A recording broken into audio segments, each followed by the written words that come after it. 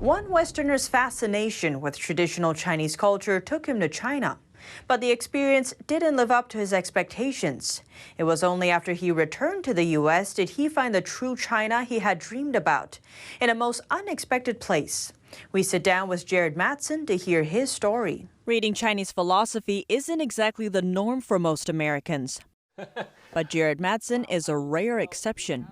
For him, traditional Chinese culture isn't something too remote or irrelevant. Instead, the ancient wisdom in it gave him new perspective. So when I was in high school, I already started to learn Chinese, and I started to learn about traditional Chinese culture. I was very fascinated.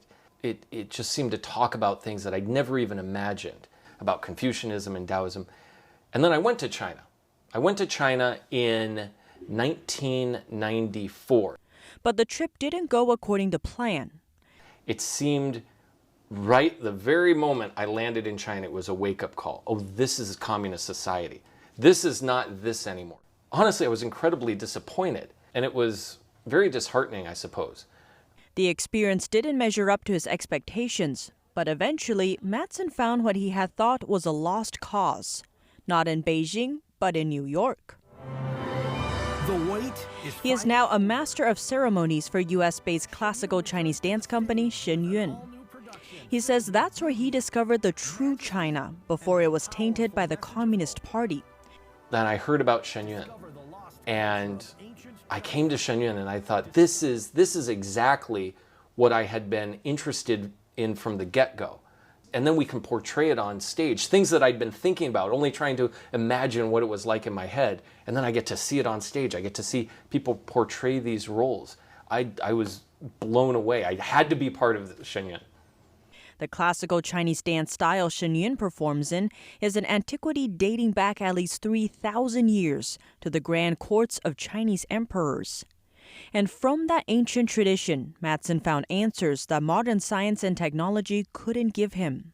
Why do you think it's important to have this push for authentic Chinese culture, especially nowadays when there's so much pushing for modernization and these alternative views? Like, why is it so significant? Yeah, we're losing our connection. You know, we're becoming more and more like robots. You know, I think everybody feels that. You know, we all have cell phones, and it's great. We can look anything up, and it has all these advantages.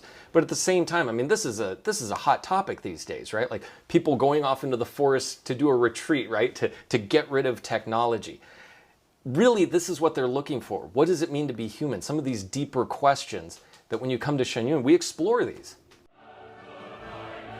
Madsen believes classical arts are universal. Just like you don't have to be German to appreciate Beethoven's Ninth Symphony, audience members don't need to be Chinese to get inspired by Shen Yun.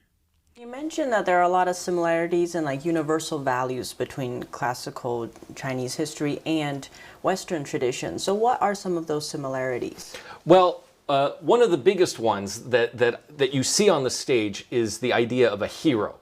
What it means to be an upright person, what it means to be a hero, what it means to face the bad guy and valiantly strive forward. This is something that I think is deep within all of us. We all want to make something of ourselves. We all want to move forward. This is not a cultural thing. This is just being human. It's an incredibly uplifting show. This is something that lasts with people. Existential threats have plagued traditional Chinese culture for the last century. That's following the Chinese Communist Party's rise to power and its attempts to eliminate those traditions. Persecuting intellectuals and scholars, smashing temples, historical statues, and other cultural relics, and denouncing all traditional ideas as feudal and backward. Only after Mao's Cultural Revolution brought Chinese society into turmoil and bankrupted the ultra-left ideology did the CCP turn back toward ancient culture, this time using it to resuscitate its own totalitarian ideology by provoking national pride in the Chinese people. And the Chinese Communist Party also talks about traditional Chinese culture, but how is that different from what Shen Yun represents? Well, they started doing it recently, and when they do talk about traditional Chinese culture, they use it to try to end up promoting communism.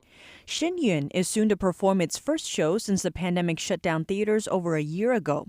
Madsen said he can't wait to once again time travel to ancient China, together with audiences. Everybody just wants to get back out there. They want to see something. And I've met so many people who, during the pandemic, who wanted to see Shen Yun, and they're like, "Oh, I had tickets, and then it all got canceled." So I guess it's that yearning in society, that feeling of, that cabin fever, being at home for, months and months, over a year. How has it changed my approach? I don't know. I guess I'm just extra excited this year.